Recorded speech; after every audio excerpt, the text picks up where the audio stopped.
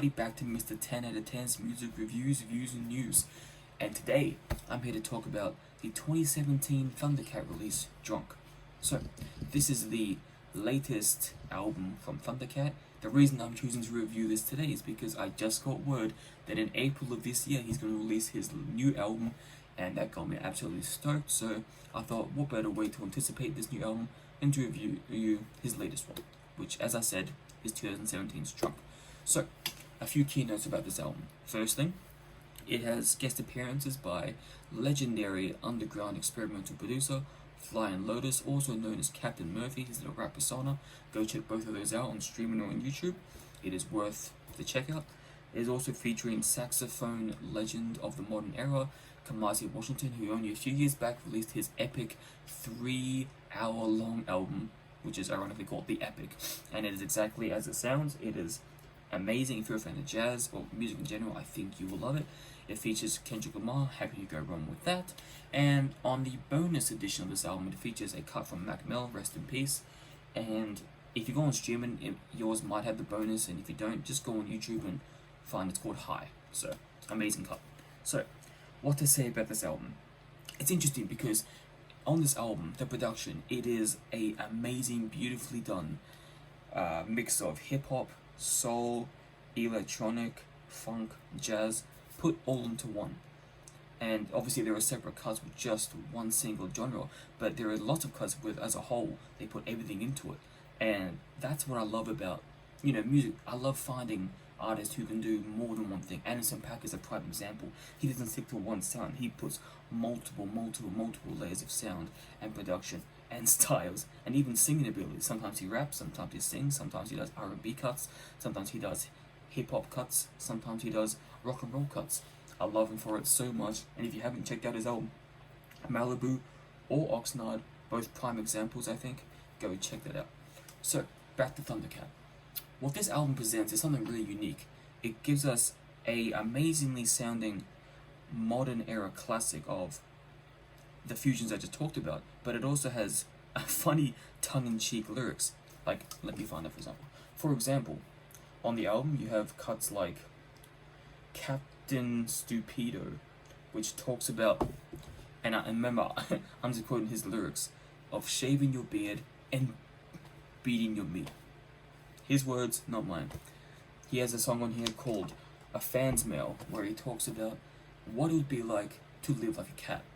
That's right, to live like a cat. And yes, it is as amazing as you think it is.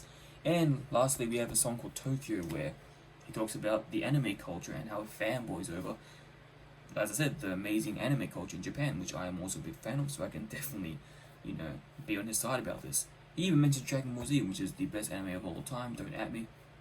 So, aside from the tongue-in-cheek lyrics, there are some serious cuts on here, like the song Lava Lamp, which can be interpreted of him, suffering from exhaustion, being on the road all the time, and, he even says, I need where can I rest my head? Where can I rest my weary head? I think the line was. And I'm no musician, but being on the road all the time does sound pretty exhausting.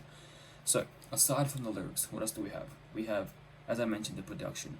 I can't say enough about the production, because here we have an album that is not afraid to mix all these different genres, even at the risk of sounding like too much or too extreme or too overly done, but it doesn't sound that way. It just sounds seamless. It sounds like every song flows together perfectly.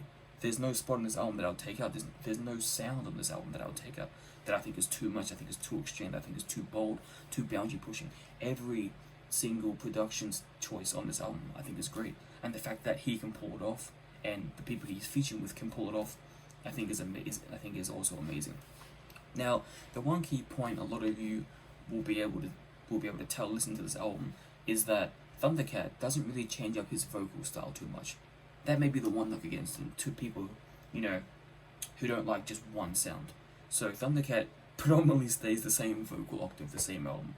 And a lot of people have looked in for that. I've watched a lot of music reviews who say they can't give the album as much credit as they want to because of the fact that it doesn't change his style. Which, fair enough, I guess if you really, harp on it and really concentrate on it, it would annoy you, but I can't say it's happened to me, because the first time I listened to this album on YouTube, I absolutely fell in love with it, and my opinion stays the same. There's even a cut on here called These Changes, which is I think the main single of the album, and for good reason. It is one of the most sonically pleasing songs I've ever heard, period. It has these funky bass lines. Bow, bow, bow, bow, ba-da-dum, bum, bum, bum, bum, bum, bum. I don't know if that's what the bass sounds like, but that's what the instrumental sounds like. So you go check it out. These Changes by Thundercat. You won't regret it. It is amazing, and it's a heartbreaking song. And I can tell you honestly that I listen to it, swear on my heart, I listen to this song on the daily. It's that good. And this album came out in 2017, and I discovered this album, I think, right when it came out, I would imagine.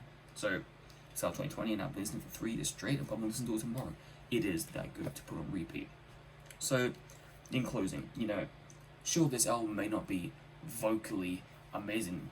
This is he's no Michael Jackson, he's no Bobby Brown, he's no R. Kelly, he's no Beyonce, he's no name whoever. Vocally, he's not that. But what he does give is an aesthetically pleasing production, fun lyrics that you can have a laugh to, and also, have a serious mood for. Great behind the scenes guest appearances.